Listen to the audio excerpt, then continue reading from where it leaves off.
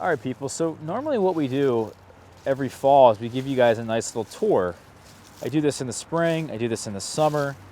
This year I was just so busy that I didn't have time to actually give you guys a tour. Instead, in this video, we're not going to give you guys a tour, but we're going to show you very specific parts of the yard, very specific plants that I think deserve a little bit of an update, a little bit of attention, include you guys in on where we're at right now. This particular bush, the Goumi bush, is one of my favorites. We've done a number of videos on it now, including, talking a lot about the fruit, the harvest, the productivity, all kinds of different things. We also did a video on air layering it because I love this bush so much that I want at least another 1 to 2 plants of this that I can put in other places in the yard. I just really love these berries. I think they have a lot of value to them personally. I did an air layering video, and I actually scored the bark in that video, as you would normally when you do an air layer. You score the bark, you girdle it, actually, is another way of saying it. And then we put the air layer on, put the rooting hormone on, then put the air layer on. And, very shortly after I scored the bark, the branches started to die. And I must have killed the branches. Either I went too deep with the scoring or the girdle, or I girdled wood that I probably shouldn't have girdled. Maybe I should go a little bit on older wood. Don't necessarily know. I really can't say what exactly happened with this particular bush, but none of the air layers were successful, and that's really a shame because like I said, I'd like to have at least 1 to 2 more plants of this particular species. Here is actually the cold frame. We finally got the top of it on. I did that yesterday with my brother. It's quite a heavy thing here, so it was a struggle to do it myself. And this is just, of course, giving these plants in here a little bit more warmth throughout the winter. But what I've realized, unfortunately, is I really thought that even these low tunnels here that we have that actually have more cool loving crops in them, things like brassicas and lettuces and fennel and broccoli rabe and carrots and things like that. I thought just having the plastic over top would be enough to increase the soil metabolisms of these plants and actually allow them to continue to grow throughout the winter. And that just wasn't, I don't think it's going to necessarily be the case, mainly because we just don't have enough daylight. Now that, fortunately, the shade trees have dropped all their leaves, this area gets a lot more sun and it gets a lot more light, but I'm not necessarily too convinced we have too much daylight for these plants to continue to grow. So they've pretty much halted, even though they have warmer temperatures in the soil. It just hasn't been too great as what I would have expected for these plants to be doing at this point of the season, as we got sort of a late start. If you guys remember, we planted out a number of fall crops in here, and a lot of them actually in this bed worked out, and then in this particular low tunnel they didn't, simply because we had a lot of pest pressure. Even though we covered them with insect netting, it wasn't enough. They got underneath the insect netting and kind of decimated a lot of things underneath here.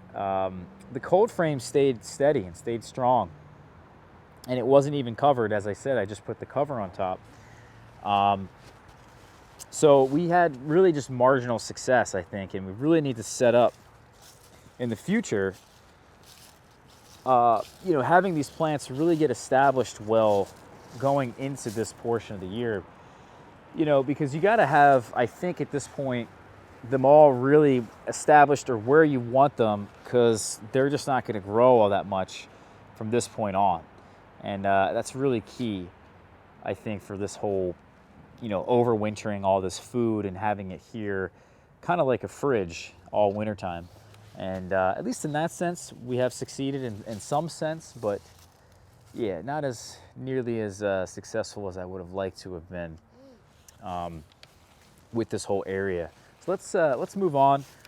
Back in the corner here is actually our pomegranate, and I thought I'd update you guys kind of on the size of it. I know there's some jujubes here, this thicker wood, so kind of ignore that, but This Salavatsky pomegranate, this will be the second, no, this is the third, this will be the third winter that this particular pomegranate goes through. It's pretty thick down there at the base, and it's doing really well. It's got itself more light this year, which really helped this pomegranate grow, obviously.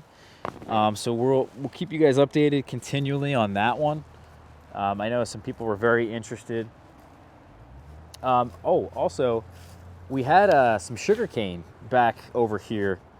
We had planted it actually where these tarps are, and that's when we did the videos and we did the harvest last year. We talked about perennializing it here, and then in this time last year actually, because I planted all these figs in the ground and then covered them with this method, this cut and cover method, I moved the sugarcane to this raised bed and I covered it with some straw, but it didn't make it through the wintertime, and I think actually digging it up and transplanting it really messed that whole thing up. I even tried planting in the fall some cuttings. We had some cuttings that a friend of mine gave me, and it just didn't, none of it worked out. So not really on the camp of like, oh, this isn't gonna work, you can't perennialize sugarcane here. I certainly believe to this day you can. It's just that you don't wanna move them like I did. I think that was probably a really bad idea. Let's move over here to this side of the yard. And really the only thing I think that's different over here or worth mentioning is that the persimmons in this area are getting more established, which is great. I actually have some Sajo wood that I can take from my own trees now and actually do some grafting with that. The Marionberry, I'm very excited to see that it's been growing, and we're gonna basically, we've set up this trellis system here.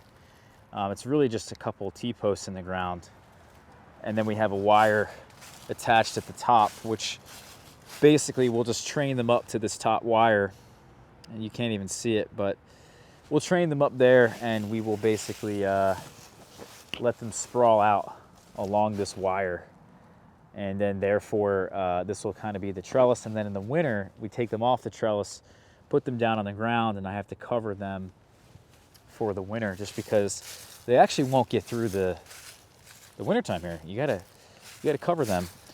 And then the other thing we did is actually we created a raised bed over here for the raspberries. We talked about in pretty good detail why this is so important, I think.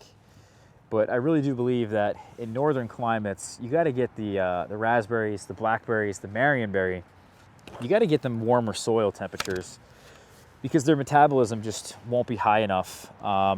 If you can give them a raised bed like this, you know, this is only, I think, about 6 inches, but my last one was 1 foot in height, and those raspberries produced like crazy. Even the blackberries produced like crazy. It's all about those soil temperatures. They're really made for the south or a warmer place. So if you can give them a raised bed, which there's really no downside to doing so, you're gonna succeed really, really well. Something else I've done is we really tried to make an effort, as we do every year, is actually plant ourselves some perennials, flowering plants all over different places in the yard. This is actually some elephant garlic that I'm gonna try to perennialize here and not harvest it every year and let it actually flower, and that will encourage a lot of the, you know, different types of parasitic wasps to come in and definitely give them some food for those, you know, smaller flowers that the parasitic wasps really love. There's even some sedum over here that we split.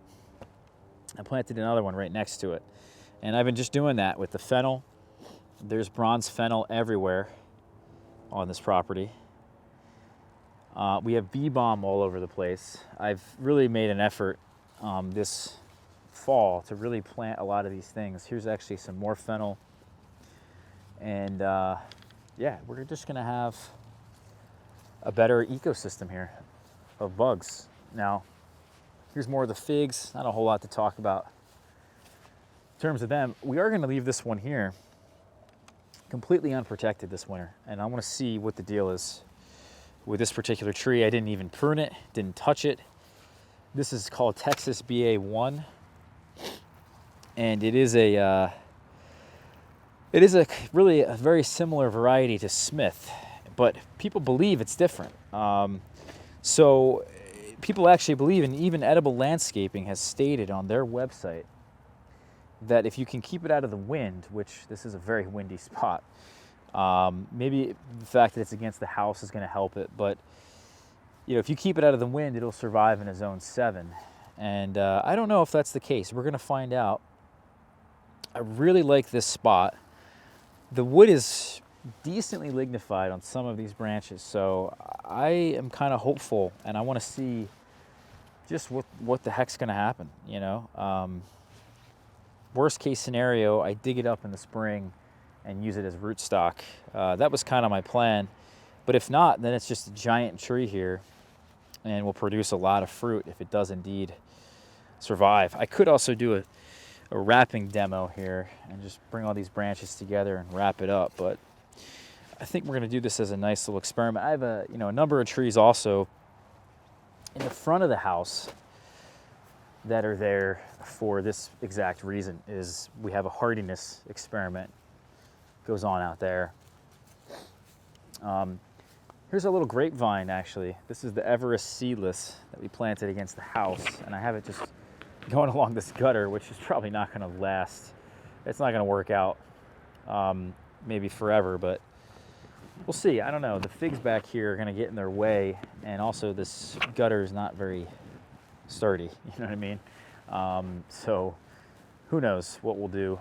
Maybe have to create a better trellis or something over here. Maybe I'll direct it on the other side. I don't know. But here's actually a persimmon rootstock that we dug up. This is a sucker that came up from one of my trees, and I just dug it up and transplanted it here. We're going to graft onto that in the spring. Here's more sedum.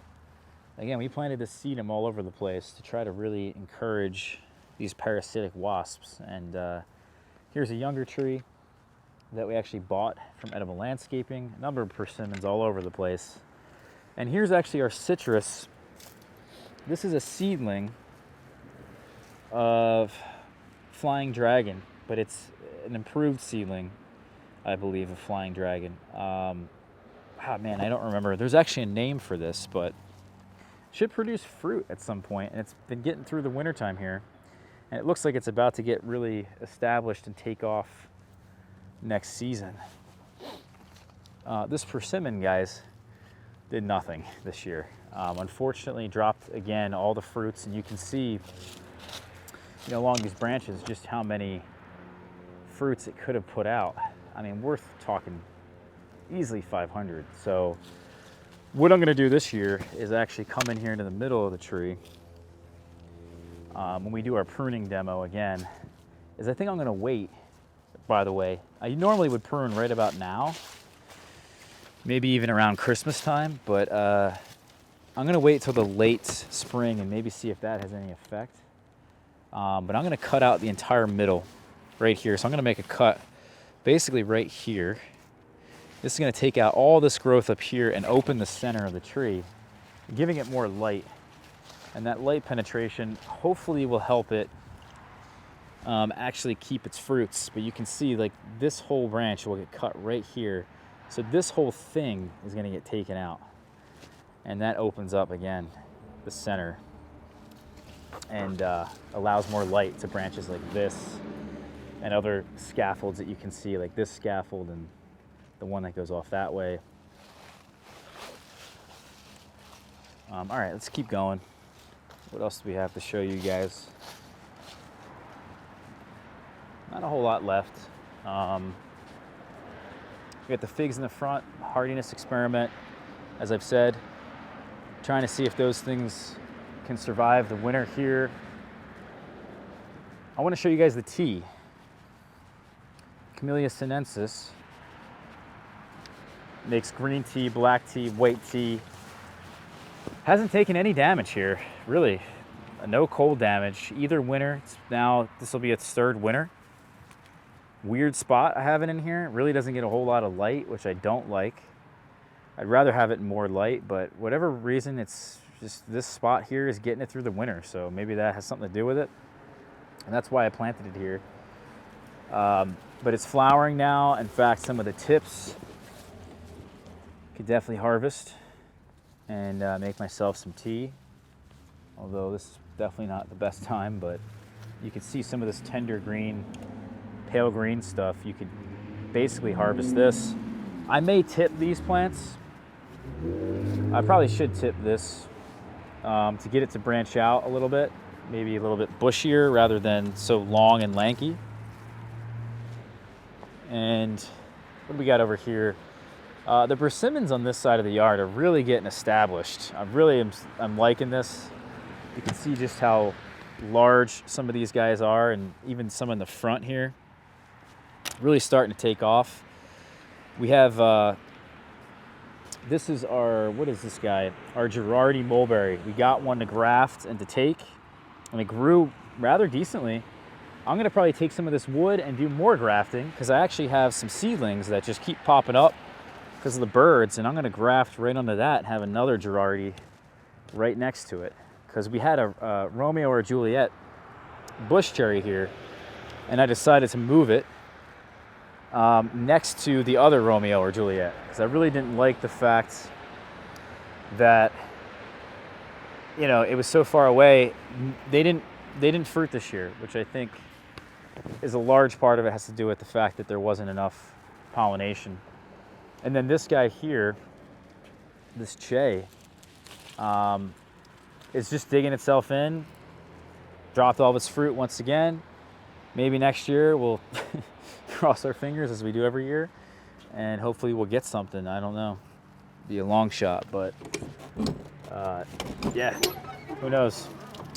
So that's it, guys. We're back to the backyard, and there's not a whole lot left to show you. Oh, wait, there's one other thing we're gonna do. Is right here, we actually have some soil. We took some from bare rooting all of our figs this year.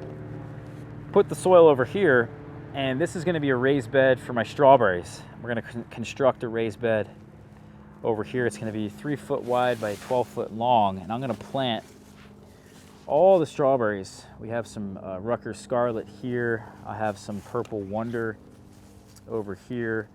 And then back where we just were, where the Che was, we have all kinds of Mara de Bois strawberries that we're gonna transplant in here. And on top of this raised bed is gonna be a covering that has a hinge on it. And the hinge will open up this way and actually have some bird netting on it, just to keep out all the critters, the birds, squirrels, skunks, groundhog, everything. They love those strawberries. So that's kind of it here, guys, for the tour. No, really, I don't know. Maybe I guess it was a tour. But I will see everybody soon. All right, I hope you guys enjoyed this one. Hit that subscribe button for me if you got this far. I appreciate that. See you guys for the next video.